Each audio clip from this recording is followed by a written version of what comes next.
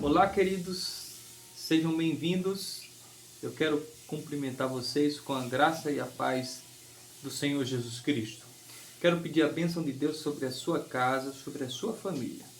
E que esse congresso, espero, esteja sendo de fato edificante para a sua vida, para o seu lar. Hoje eu quero trazer uma reflexão para as nossas famílias.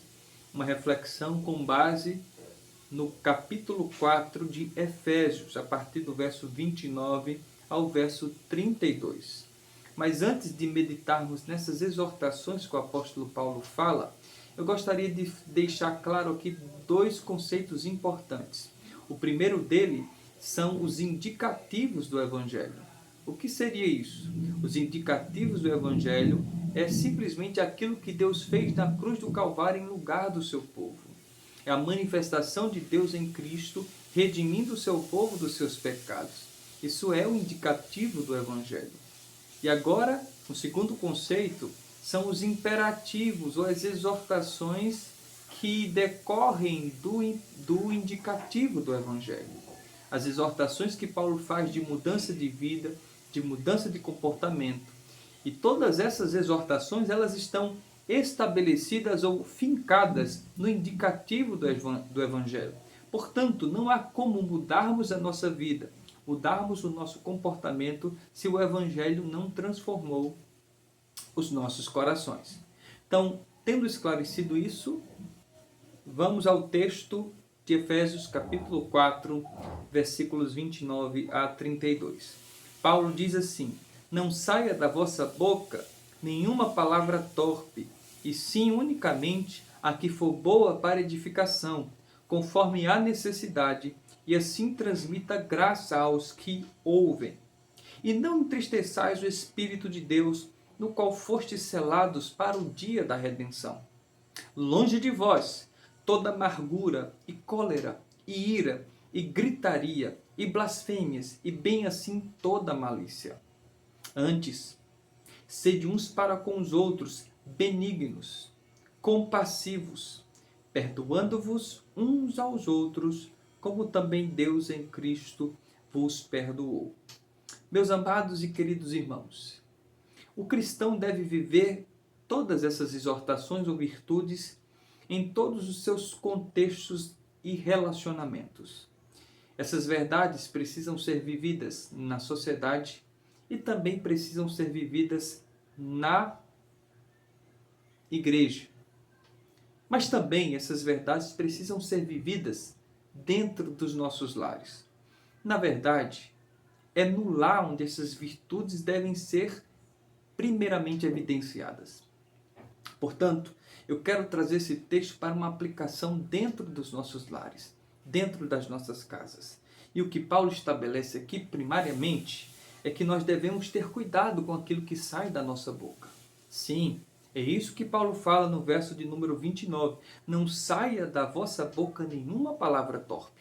A preocupação do apóstolo Paulo é com aquilo que sai das nossas bocas. Porque se levarmos em consideração aquilo que o próprio Cristo falou em Mateus, que o que sai da boca é o que procede do coração, então nós temos que ter bastante cuidado com isso. E aqui Paulo diz, não saia da vossa boca nenhuma palavra torpe. Paulo não está usando aqui uma sugestão. Paulo não está dando um conselho. Paulo aqui está trazendo um imperativo, não saia. E o imperativo do apóstolo Paulo traz em si poder de autoridade divina. Paulo está dizendo, usando o imperativo, que isso não deve acontecer na vida do cristão, na nossa família, na nossa casa. Mas o que é que deve sair da nossa boca? Se Paulo não quer que saia palavras torpes da nossa boca, se Deus não quer que isso aconteça, o que é que Deus quer que saia da nossa boca? Primeiro, Deus quer que saia palavras boas para edificação. Palavras que nos edificam, palavras que nos fortalecem, palavras que, na verdade, nos faz olhar para a vida com outros olhos. Portanto, Paulo diz, edifiquem uns aos outros. E esse é o momento do marido edificar a esposa. E esse é o momento da esposa edificar o marido. Dos pais edificarem os filhos e dos filhos edificarem os pais com palavras que edificam. Mas não apenas palavras que edificam, Mas Paulo também nos diz que devem ser palavras que transmitam graça. Quantas vezes, meus amados irmãos, as palavras do marido para a esposa são isentas de graça, isentas de afeto, isentas de amor? Quantas vezes as palavras da esposa para os maridos são palavras impulsivas e que não refletem a graça de Deus que elas mesmas alcançaram pela misericórdia de Deus? Quantas vezes os filhos tratam os pais com rispidez e as suas palavras são tão duras que machucam? Paulo estabelece: falem palavras de graça, palavras que transmitam graça. É assim que Jesus faz conosco. As palavras de Cristo transmitem graça aos nossos corações e nos edificam. Mas não apenas isso.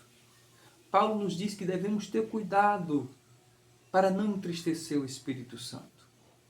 E o que mais entristece o Espírito Santo?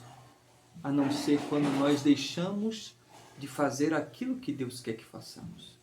O que poderia entristecer o Espírito Santo senão palavras torpes, comportamentos contrários à lei de Deus, contrários ao Evangelho? Isso entristece o Espírito Santo. E se tem alguém que nós não devemos entristecer, esse alguém é o Espírito Santo de Deus. Ele não é uma força ativa impessoal, mas é a terceira pessoa da Trindade. E Ele está em nossas vidas. Ele habita em nós. Portanto, antes de falarmos algo, precisamos entender: o Espírito habita em mim. E qualquer palavra torpe ou procedimento errado vai entristecer o Espírito que em mim habita. Pais, pensem nisso. Mulheres, pensem nisso. O Espírito Santo está em você. Mas não apenas isso. Nós devemos lançar fora toda amargura, verso 31, cólera, ira, gritaria e blasfêmias, e bem assim toda malícia. Ora, nós só lançamos fora coisas que não prestam. Todos os dias eu tenho que jogar o lixo fora. E isso, por mais que me desagrade, é o melhor que acontece na minha casa, porque eu estou lançando fora aquilo que não presta, aquilo que não edifica a minha família, aquilo que não vai contribuir para a minha casa. Da mesma forma, você e eu devemos lançar fora todos os dias a ira, a amargura. E tomando, por exemplo, a amargura, nada destrói mais um relacionamento do que a amargura dentro de uma família. Seja uma amargura do pai para com o filho, ou do filho para com o pai, ou do marido para com a esposa, ou da esposa para com o marido. A amargura corrói um relacionamento de dentro para fora. É como um cupim numa madeira. Você permanece vendo a madeira bonita por fora, mas por dentro ela está comida e podre. A amargura faz isso nos relacionamentos. Por isso Paulo disse: lance fora. Não só amargura, ira, cólera, as impulsividades que muitas vezes caracterizam o relacionamento dos homens devem ser lançados fora. Gritarias, blasfêmias, palavras que desagradam a Deus e principalmente aquelas relacionadas a Deus. Temos que ter cuidado, irmãos, com esses comportamentos, com esses procedimentos.